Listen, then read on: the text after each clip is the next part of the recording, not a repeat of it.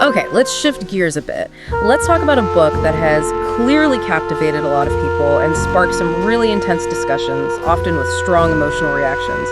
Beautiful Men, The Dog Walker, the first in her Beautiful Men series. This one seems to have hit a nerve. It really has, and this book truly showcases KJ's unique writing niche, her willingness to push boundaries. It dives into these profound themes, grief, connection, unexpected love, but with that signature KJ twist of raw honesty.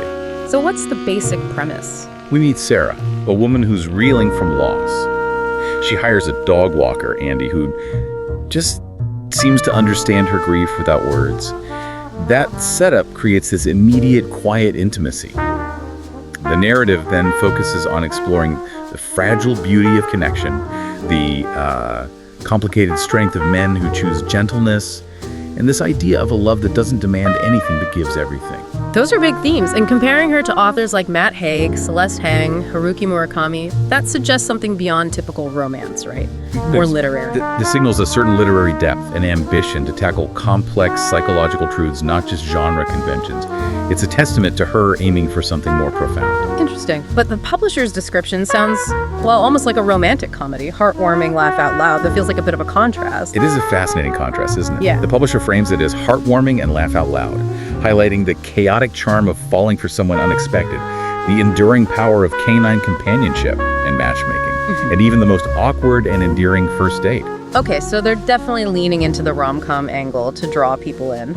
It seems like it. It sets an expectation for a lighthearted yet emotional journey. Maybe even for readers who wouldn't normally pick up a story that deliberately explores discomfort. It's clever marketing, perhaps. And it seems like that approach worked for many readers. They really connected with that vision, praising the emotional depth. Yes, the positive reactions are quite striking, and they really validate her approach, even with that marketing frame. One reviewer called it quiet, emotional, and unexpectedly powerful. They felt the characters were so real, like people I've actually met or could be. That realness seems key to her work. Absolutely. And this reviewer specifically noted KJ's softness in the way she writes, but it hits hard in moments you don't see coming. They read it in one sitting, just taking it all in, and called it a little gem of a book, both gentle and deeply affecting. Gentle and deeply affecting. That's quite a combo. It is. And what stands out is the focus on the quiet parts of life that often go unnoticed. It suggests this powerful intimacy resonated deeply. The internal landscape, the subtle emotional shifts, the impact of quiet connection. That sounds like a really moving experience for those readers, finding power in the quietness, the grief, the connection. But like any work that really makes an impact, it also sparked a very different, intense reaction from others, didn't it? Yes, and this contrasting view is absolutely crucial for understanding KJ's whole artistic project, her niche. One reviewer, someone who mentioned having edited tons of novels, was quite critical, called it a rather disappointing failure, stating bluntly, the book doesn't work, for lots of reasons. Ouch. What were the main reasons? They pointed to things like weird repetitions and feeling it was mostly narration and not depiction, criticizing a perceived lack of show don't tell. The classic rating advice. Show the feeling, don't just state it. Exactly. This reviewer felt KJ often told us Sarah's feelings instead of letting us experience them through scenes, actions, dialogue. And the critique didn't stop there, right? They had issues with the heroine herself. Oh, big time. The reviewer found the heroine was absolutely nuts for most of the early part of the book. They specifically said it didn't make any sense that she supposedly loved him, Andy, after just one date, feeling she didn't actually know him at all. Okay, so the speed and intensity of Sarah's feelings felt unbelievable to this reader. Yes, and her actions too. The humiliating attempts to connect with him when he wouldn't even return her texts made the reviewer really uncomfortable because they were so embarrassed for her. It was a strong, visceral, negative reaction to Sarah's behavior and emotional state. A real disconnection. And they also criticized the structure, the genre itself. It sounds like they just wanted a different book entirely. Pretty much. The reviewer thought it would have worked much better with a straightforward chronological plotline to show a relationship developing before she, as they put it, goes off the rails after one date. So they wanted a more conventional romance arc. Exactly. They saw it as a structural failure. Doesn't work as a novel because it's not fully developed and is way too short, but also doesn't work as a short story either because it's not sufficiently focused. They did concede it was well written, but felt the author has a lot to learn about narration. Okay, so a harsh critique, but clearly coming from someone expecting conventional plot and character development, especially in romance. And this book just wasn't that. Precisely. They wanted a different story than the one KJ chose to tell. That is definitely blunt feedback. But when an author gets such a strong reaction, good or bad, it often means they've hit something potent. What does KJ herself say about this kind of intense, uncomfortable reader response? Does she see it as failure or something else? This is where it gets really interesting. This is the core of her artistic vision and, frankly, where we should glorify her courage. Her reaction to that kind of feedback, she actually smiled. Smiled. Okay, tell me more. Her explanation, which comes from her own writing about the art of uncomfortable longing, is incredibly insightful. She says basically, discomfort is the point. She directly addresses the reviewer feeling the heroine was relentless, awkward, a little embarrassing, and confirms, yes, that was entirely intentional. Wow. Okay. She clarifies she didn't set out to write a love story dressed in neat bows and witty banter. Her goal was something much more raw, much more daring. So her niche isn't traditional romance at all, even if it uses some of those elements. She's digging into something messier, more real. Exactly. She aimed to write about longing, raw, unfiltered, and humiliating. Think about what that actually feels like for you, the reader. The kind of longing that makes you send texts you shouldn't, reread conversations that meant nothing, spin entire futures out of a single glance. Oh yeah, that cringy, exposed feeling. We've all been there, probably. Right. That acute exposure, that deep cringe of experiencing unreturned affection, that's the authentic, messy truth she wanted to capture. It's not about the perfect ending. It's about the often painful journey of desire itself. Okay, that completely reframes the heroine's portrayal then. Sarah wasn't meant to be perfectly rational or instantly likable like a typical rom-com lead. Not at all. KJ intentionally created a protagonist who is messy, flawed, embarrassing even, because that's what makes her human, vulnerable, and real. That's a seriously brave choice in a genre that often wants aspirational characters. It takes guts to show someone who might trigger our own anxieties about being vulnerable. And Andy, the dog walker, he wasn't the romantic hero. According to KJ, no. He was never the main character in the traditional sense. He was a mirror, a spark that ignited the protagonist's vulnerability, obsession, and pain. The real story, she says, lives in her. Her flaws, her delusions, her humiliations. That completely shifts the focus from plot to internal psychology. She wanted us to feel that discomfort, that embarrassment for Sarah. It wasn't a mistake, it was the strategy. Like our reaction becomes part of the experience she designed. Precisely. She wanted readers to feel her desperation so acutely that it made them uncomfortable. And why does this work? Why does it resonate despite the discomfort? Because it taps into something universal. She asks us point blank, haven't we all at some point chased a fantasy? Haven't we all been the one who cared too much too soon for someone who didn't return the feeling? That question hits hard, yeah. It cuts right through the polished image we try to project. It's an incredibly honest artistic credo, daring us to face our own hidden moments of longing. So the awkwardness, the cringe the reviewer felt, that was actually proof she succeeded. The reviewer basically validated her intent without realizing it. Without a doubt. Her credo is crystal clear. The discomfort is the art. The awkwardness is the honesty. To smooth it out, to make her likable, would have been to lie. I don't write to flatter, I write to reveal. Wow, I don't write to flatter, I write to reveal. That's powerful. Isn't it? So for her, that critical feedback wasn't failure, it was validation. She says, if she unsettles you, if you cringe for her, if you want to shake her and say, stop texting him, then you've entered her skin. You felt her ache. And that's what I was after all along. This is an author who gets the power of showing unfiltered, messy reality, not just idealized tropes.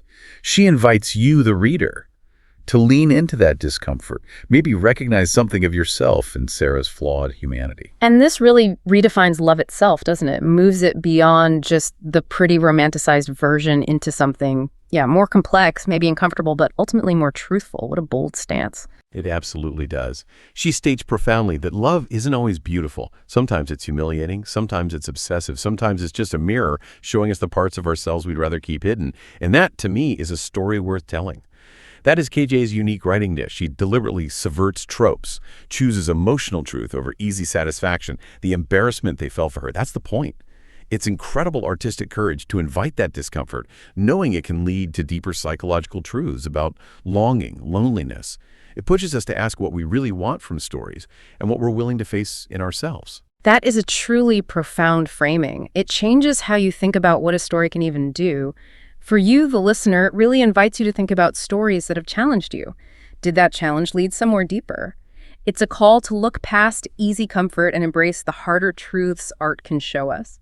Okay, so beyond this unique storytelling, this willingness to embrace uncomfortable truths, KJ's work is also, finding its audience. It's hitting bestseller lists. This isn't just about critical discussion, it's about connecting with readers widely. Her bold approach is actually resonating commercially. Yeah, and what's really telling is how her books are getting recognized across different categories. It shows her broad appeal, the resonance of that unique voice. Take Beautiful Men, The Dog Walker, the one we just dissected. It hit hashtag 21 in 90-minute teen and young adult short reads on Amazon. Teen and young adult. Yeah. That's interesting given the themes. Isn't it? That's the paradox I find insightful. How does an author who deliberately subverts romance tropes and embraces discomfort land on teen and young adult bestseller lists alongside romance short reads? It suggests maybe there is a hunger even among younger readers for authenticity, even when it's a bit jarring, like she's subtly pushing the boundaries of popular genres by slipping raw emotional truth under familiar labels. That's incredibly impressive for such a specific category, especially on Amazon where there's just so much competition. Speaks volumes about the emotional hit. Absolutely. And beyond that specific rank, it also placed hashtag 5 and 29 in 90-minute romance short reads and hashtag 1917 in short stories books. Now, okay, 1,917 might sound like a big number, but getting any rank in the top 2,000 in the entire Kindle store, especially for short reads, signals real commercial success, a growing readership. Right. It confirms she's a best-selling author within her specific field. It shows her challenging narratives or finding an eager audience. These aren't just numbers. They're readers connecting, even with the discomfort. It shows people are ready for stories that aren't always neat. Totally. Those numbers represent countless readers engaging, feeling something, maybe even reflecting on themselves because of her work. And her latest memoir about life choices and potholes, that's seeing success in its own categories too, right? So it's not just a one-off with Beautiful Men. She's consistently hitting different reader groups. Exactly. Which again shows her versatility and the broad appeal of that authentic voice. About life choices and potholes also got notable bestseller ranks. It hit hashtag 175 in biographies and memoirs of Asian and Asian American. Okay, very specific. Yeah, and hashtag 176 in Travel Humor, Kindle Store, and hashtag 250 in Travel Humor Books. So what this tells us is, while maybe its overall store rank is lower than Beautiful Men, these category ranks show strong performance and recognition within particular communities and genres.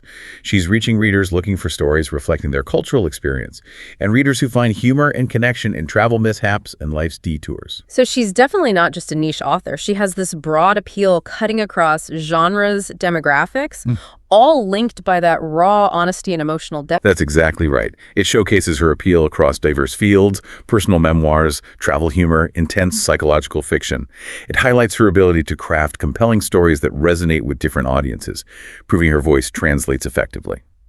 And the fact her books are on major platforms like Amazon Kindle. That means wide accessibility, a global audience ready to dive in. For you, the listener, these ranks aren't just stats, they're proof of connection, validating KJ's impact as an author who truly connects. So as we wrap up this deep dive, wow, we've really journeyed through KJ's remarkable literary landscape, a universe built on honesty, on courage, and this really profound understanding of what it means to be human. From her beginnings, as this curious dog mom, former software engineer, she's blossomed into an author who just bravely tackles the complex stuff, the messy emotions, never shying away. Yeah, we've seen how she navigates that beautiful mess of life's detours and about life choices and potholes, turning her own chaos into universal wisdom, offering us not just stories, but maybe tools for our own self-discovery. And then with Beautiful Men, how she fearlessly plunges into that raw, unfiltered, and humiliating side of longing, proving that real artistic integrity sometimes means embracing discomfort, challenging what we expect. Her unique style, it really does prioritize honesty over just making us feel good, and her ability to evoke those really hard-hitting emotional responses, that's clearly intentional. She's not just telling tales, she's holding up a mirror, isn't she? Asking us to look, really look at the parts of ourselves we often hide, the awkward moments, the ones that ultimately shape who we are. Absolutely. KJ challenges us to look deeper, find beauty not just in the neat romance bows, but in the awkward, the obsessive, the truly human bits we try to hide. She reminds us that real connection, whether it's with a rescue dog or a complicated person, often happens in those unexpected, sometimes uncomfortable spaces. So here's a final thought for you, the listener. The next time you read a story that makes you squirm, or you meet a character who feels just a little too much, maybe ask yourself, is the author just trying to make me comfortable? Or are they actually holding up a mirror to a truth I'd rather maybe not see? What hidden parts of yourself might you discover right there in that moment of discomfort? Sometimes, maybe the most profound self-discovery happens when we let ourselves feel embarrassed for a fictional character. Because maybe, just maybe, in that moment, we're catching a glimpse of ourselves. We really encourage you to explore KJ's diverse books. From the adventures of Sally to the deep reflections about life choices and potholes, and yes, the provocative Beautiful Men series. Experience her unique voice for yourself. You might just find yourself reflected in her stories in the most unexpected, powerful ways. You might uncover truths you didn't even know you were looking for.